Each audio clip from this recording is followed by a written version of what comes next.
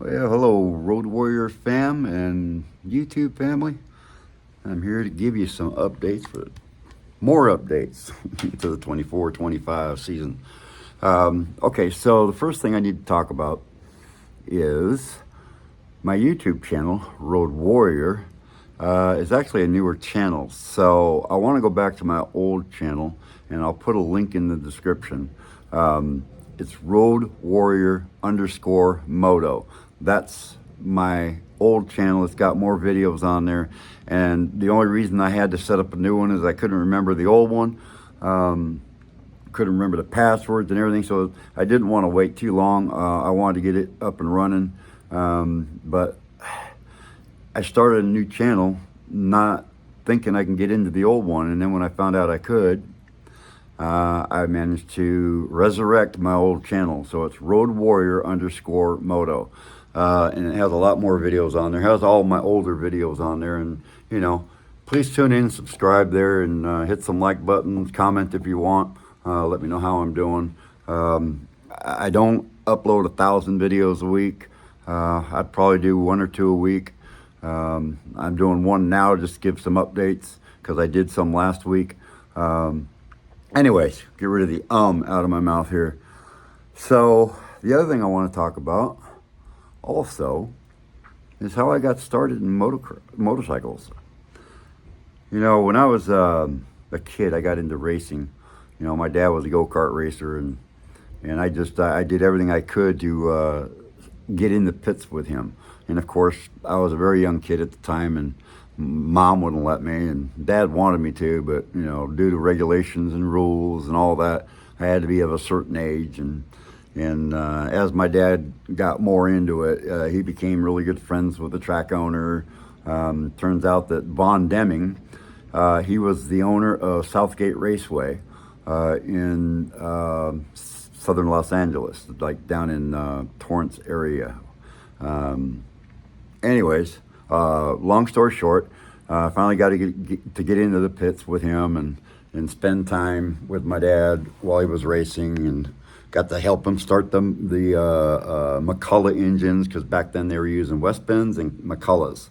They were a form of motor that were very good at what they did.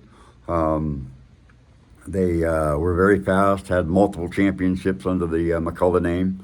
I think they had everything from, I want to say, small McCulloch, 25 or something like that, all the way up to 100s. The chrome ones, I think, were the 100s. My dad ran twin 50s on his Big C, which they called them back then. I mean, today they're almost like a lay-down cart. They had saddle tanks on them. So you had one tank on each side because they would run kind of a Grand Prix style race. And he did racing out of Riverside Raceway, which is where NASCAR was at when they do the road racing. Anyway, long story short, I grew up, did go-karts, and a friend of mine across the street, my best friend, his name was Gary Hidalgo, really nice kid, really nice guy. We grew up together, played basketball together, football, baseball, and he was always a little better than me in all of those ball sports.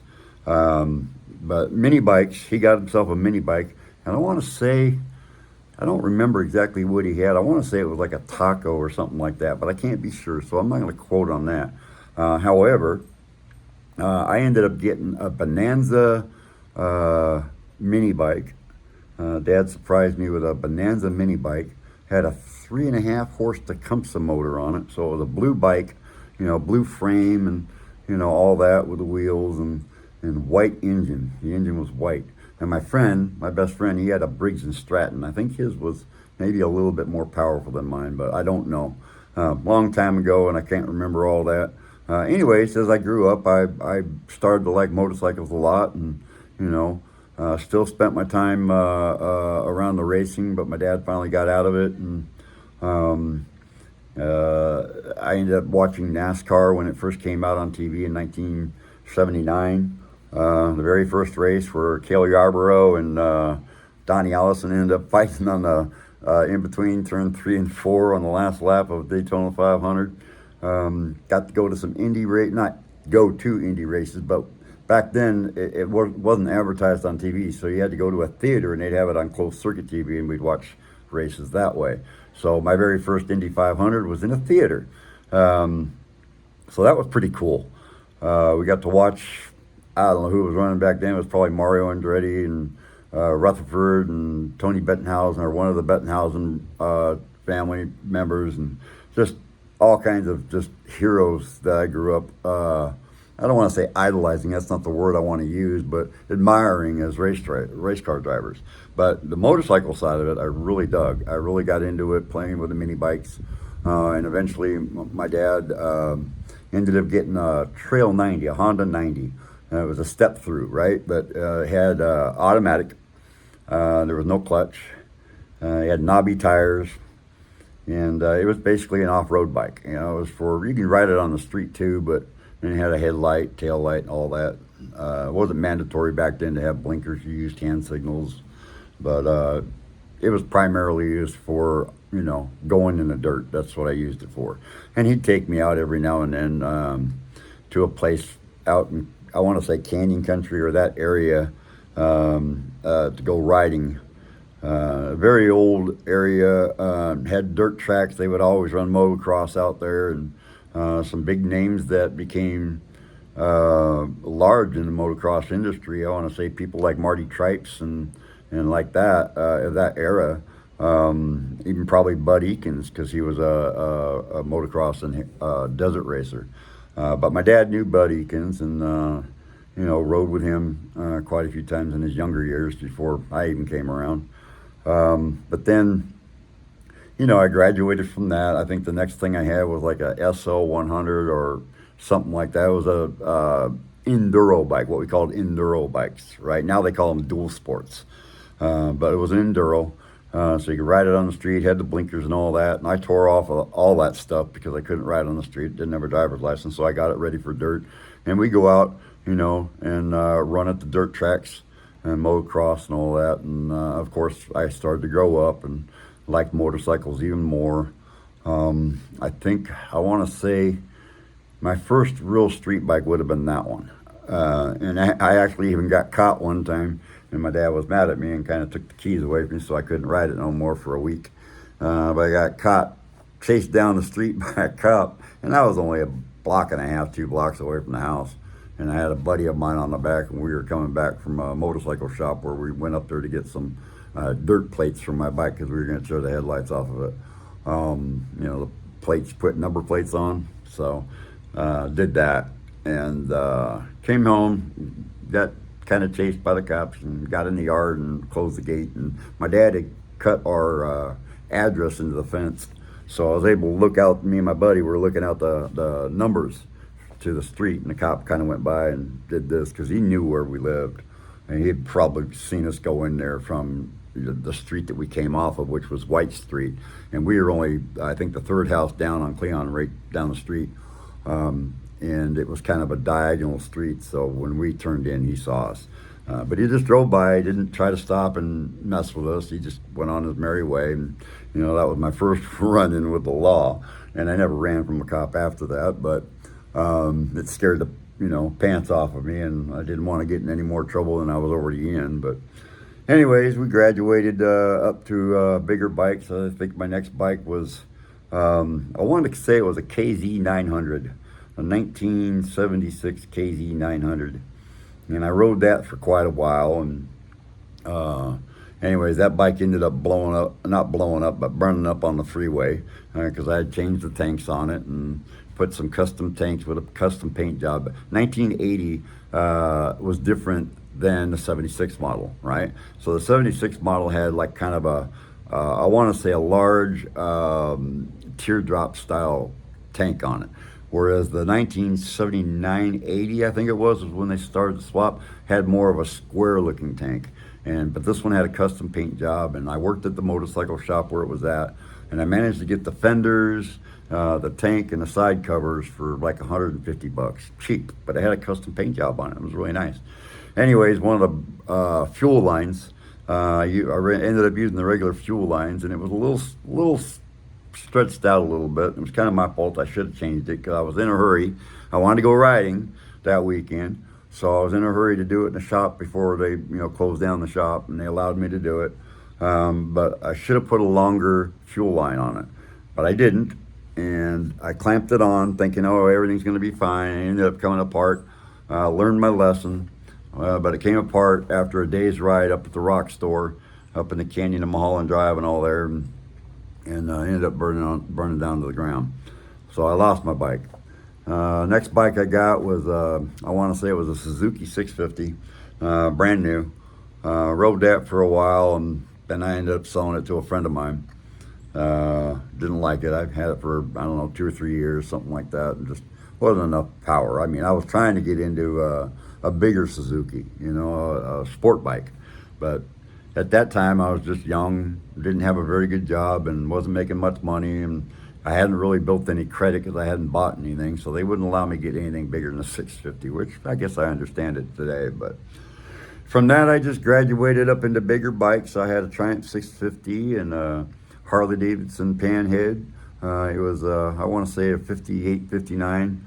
I never really knew the year of it, but I know it was a pre-60 for sure, because I remember the guy telling me it was a 50-ish bike.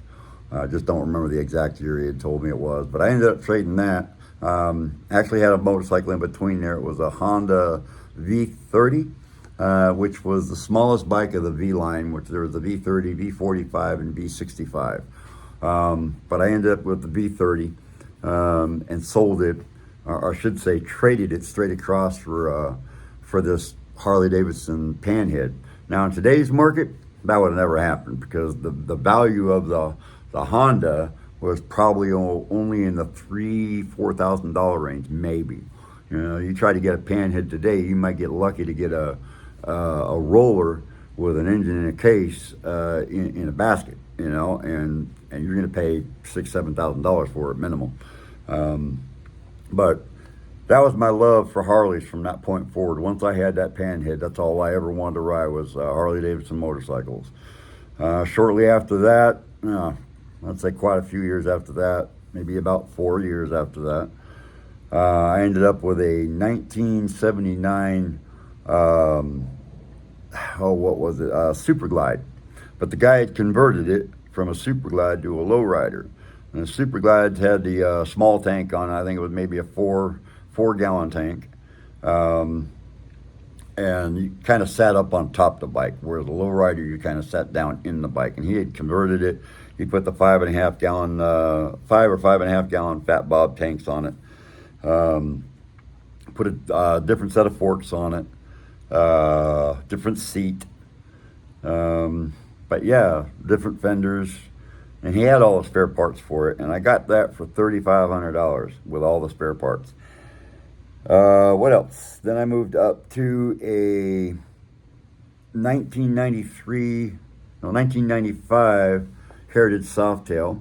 Ended up riding all the way across country on that with my father, who had a V-Star. And we rode from, he rode from Southern California, and I rode from Texas. I met him in Texas, and then we rode all the way to Washington, D.C. with a group called Run for the Wall. He was 83 years old at the time. I think I was in my mid-50s then. And that bike, man, I'll tell you what, it was a beautiful bike to ride. I kind of missed that Heritage. It was a nice bike. I like the Street Glide and the Road Glide and those style of bikes simply because it's got the stereo in it. And I like to listen to music. I mean, sure, I could have done the headphone thing, or I had a communication system on the side of my helmet that I can, have radio on if I wanted to. And believe it or not, I paid $75 back then off of eBay or Amazon, or I don't even think Amazon was around there. I want to say it was off eBay. I paid $75 for that communication system, brand new. It was Chinese, and it worked great.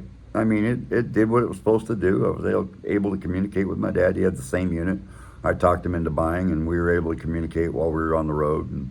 And I could pipe in music into my helmet, which worked. It wasn't all that great, though. I mean, it worked, but it had its limitations. The sound wasn't terribly great. I would say it was more toward terrible than it was great. But it worked, and that's all that mattered. What else? After that, I got a 2007 Ultra Classic, and I rode that for a while. Loved that bike. Just love that bike, but I'd always wanted a street glide. So after it was just about paid off. I probably should have waited till I paid it off, but I got a good trade-in deal on it, and I ended up trading it in for a 2018 Street Glide. Had that for 4.5 years. I wouldn't say I put a lot of miles on it. I was going through a lot of issues back then, and so that's when I started doing the YouTube videos. If you watch my YouTube channel, Roadwarrior_Moto, you'll see my Street Glide in there. Did quite a few different runs on it. They weren't long distance runs, but did quite a few different little runs on it, like Toys for Tots. I did another event for a children's home. We were doing a fundraiser for them, so we went up and did that in Oklahoma when I was living in Texas, and also went and did the Paris, Texas Bring It Home run, where we ended up breaking the Guinness Book of World Record. It was like 3,497 bikes or something, just under 4,000. I don't know the exact number, but I know it was around 3,400 bikes. And they were only Harley Davidsons. That was the trick, because Greece had the record, and a gentleman by the name of Adam Sandoval, he's done Scootin' America, and had his dog Scooter with him all the time. Wonderful guy, really cool dude. Ended up doing the run that he put together. They had done it the first year, and I wasn't able to make it, but they ended up not breaking the record because too many bikes showed up that weren't Harleys. And some of them were custom bikes that didn't have a Harley VIN number. So that was the trick. You had to have a Harley Davidson, and the VIN number had to be a Harley Davidson VIN number. Otherwise, it was just considered a custom bike. For example, if you had an S&S motor, S&S frame, or a Paco frame, it didn't have the Harley Davidson, the 1HD that classified it as a Harley Davidson, so you got turned away. So they lost a lot of bikes on that run, on the first run, and therefore they weren't able to break the record. So we did it the following year, and that's when we broke the record. And we did it at an airport up in Oklahoma, and it was an awesome ride. In fact, I don't think it was in Oklahoma. It was still in Paris, Texas. It was just outside of Paris, Texas. But beautiful run. I had a lot of fun there. I believe my YouTube videos on there of that run. I did the best I could with what I had to work with, and I wasn't that great at it. I'm still not that great at it.